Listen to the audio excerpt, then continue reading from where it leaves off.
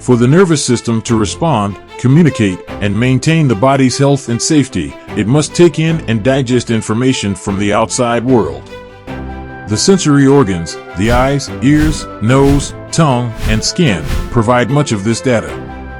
These organs contain specialized cells and tissues that take in raw stimuli and convert them into signals the nervous system can employ. The impulses are transmitted by nerves to the brain, which decodes them into perceptions of sight, hearing, smell, taste, and touch.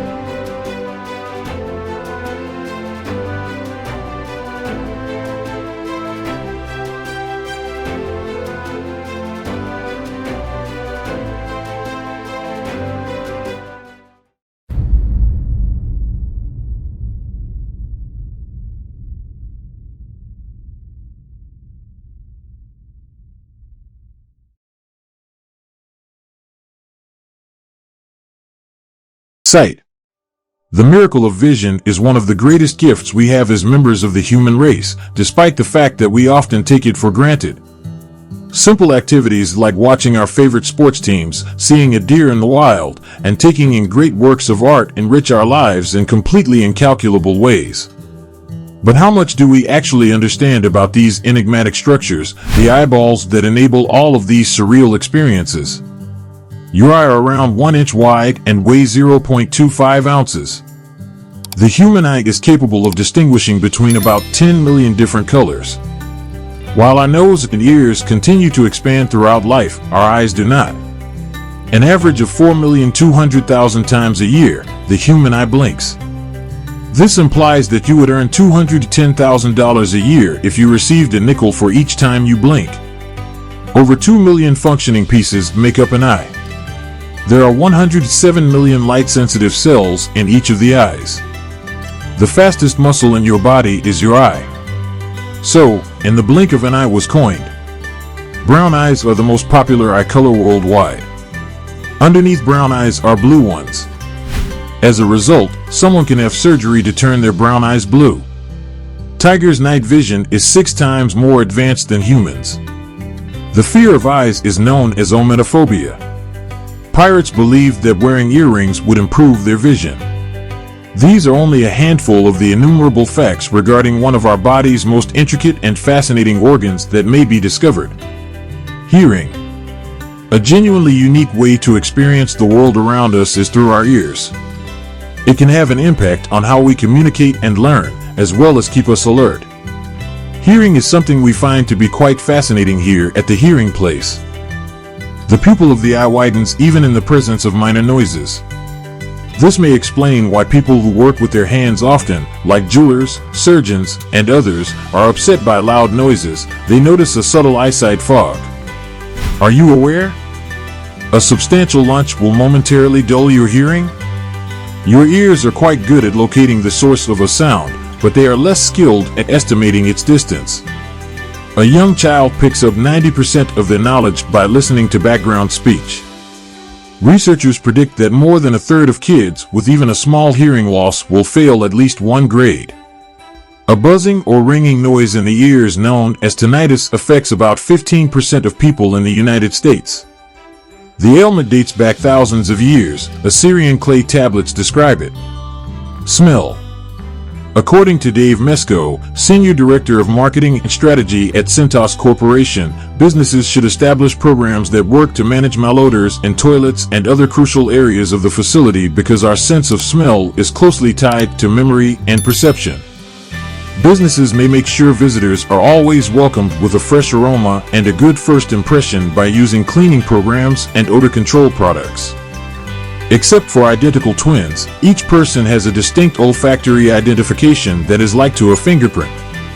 Around 10,000 different smells can be processed by the human brain in a space the size of a postage stamp. Do you know that a woman has a lot keener sense of smell than a man? Your sense of smell may really get impaired with prolonged exposure to unpleasant odors. Malodors can be lessened by covering the mouth and nose with a mask. Because of the extra moisture in the air throughout the spring and summer, our sense of smell is at its peak. Additionally, it gets stronger after exercise because of the extra moisture in the nasal canal. Unlike other senses, smell operates in the opposite direction. We first recognize information from sight, sound, and taste before responding emotionally. When it comes to smells, we first experience an emotional response before quickly identifying the aroma. While an ugly stench can be unpleasant, a good aroma can trigger strong memories that transport us back to a wonderful moment, continued Mesco. Scent statistics help organizations comprehend how important this sense is for customers and how it affects how people perceive a facility overall. Taste. We constantly utilize our tongues to eat, speak, and swallow. Without a functioning tongue, food simply wouldn't taste the same, but have you ever wondered how this remarkable organ accomplishes its tasks? We have discovered some fascinating information about your tongue, which we will now disclose. The epiglottis, a flap of cartilage in the mouth near the rear of the tongue, is measured from the base to the tip. Average tongue lengths for adult men and women are 3.3 inches, 8.5 centimeters, and 3.1 inches, respectively, 7.9 centimeters. The current world's longest tongue title, according to Guinness World Records, is held by an American called Nick Steberl, whose tongue spans 3.97 inches, 10.1 centimeters. A typical adult has between 2,000 and 4,000 total taste buds. There are between 2,000 and 4,000 taste buds on your tongue. A typical adult has between 2,000 and 4,000 total taste buds. Every week, taste bud sensitive cells undergo renewal, which affects how we experience taste. The term supertaster refers to people having an enhanced sense of taste, especially for bitter foods and in particular, a bitter substance known as 6N-propylthiouracil, PROP. Another 25% are classified as non-tasters, who, despite being able to taste food, are less sensitive and cannot taste PROP's bitterness. Although your tongue contains the majority of your taste buds, they are also found at the back of your throat, on your epiglottis, the flap of cartilage in the rear of your tongue, in your nose, in your sinuses, and all the way down your throat to the upper part of your esophagus. The mucous membranes of infants and young children's cheeks and lips contain much more taste-sensing cells than adults. All of these cells communicate with the brain by sending signals, which the brain interprets as taste. Contrary to what we were taught as children, the tongue does not actually have 4 distinct flavor zones, one for each of sweet, sour, salty, and bitter. These tastes can be detected on every portion of the tongue, coupled with a 5th taste known as umami, savory. The rear of our tongue is more sensitive to bitter tastes than the middle, and the sides of our tongue are generally more sensitive than the middle. The tongue is as individual as a fingerprint, and some believe it may one day serve as a means of identification verification. The tongue can be stuck out for inspection and is protected inside the mouth, making it difficult to forge. Researchers are examining how to positively identify a person by using their tongue as a biometric authenticator. Touch.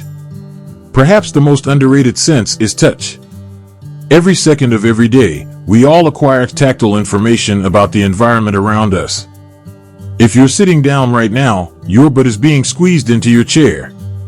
Most likely, you are using a mouse or swiping your phone's glass with your fingertips. You probably weren't paying attention to these feelings until you read those lines, since all of this information is so pervasive that the only way to make sense of it is to filter out much of it. Your brain responds to touches on various places of your body with radically disproportionate attention. Your brain's touch processing center has a map of your body's surface. However, this map is seriously deformed, Linden declares. It underrepresents regions with few receptors, such as the small of your back, your chest, and your thighs, and overrepresents regions with many receptors, such as the face, lips, tongue, and fingers. He claims there are 4 different kinds of these receptors. One receptor detects vibration, another detects minute quantities of slippage, a 5th detects skin stretching, and a 6th detects the subtlest textures. The final one, known as a Merkel ending, only occurs in the body parts that are used to perceive very fine sensations, such as the lips and fingertips. Some people are touch blind. It's amazing, says Linden, since we don't even have a phrase for lacking touch. But touch blindness is a real condition. I described a woman by the name of GL who suffers from primary sensory neuropathy, an extremely uncommon condition. She has thus lost all of her mechanical touch sensors. She asserts that she is completely emotionless. She is unable to read Braille. She is unable to distinguish between coins if she puts her hands in her pockets. Unbelievably, though, when you take her to the lab, you discover that she still has one sort of sensation. If you stroke her forearm, leg, or other piece of skin, she can roughly pinpoint its location and recognize its pleasantness. She still uses a separate, emotional touch method, which explains this. Unknown to most people, touch is vital for a baby's growth. The best instances of this may be found in Romanian orphanages following Ceausescu's overthrow, where there simply weren't enough people to care for the infants. They didn't get much attention during the day, Linden declares. Although these children suffered from depression and had high rates of schizophrenia, bipolar disorder, and other conditions, they also suffered from a wide range of physical illnesses. They suffered from skin conditions and poor immune systems. This is all for today. Don't forget to like the video and subscribe our channel. Stay tuned with AWZ.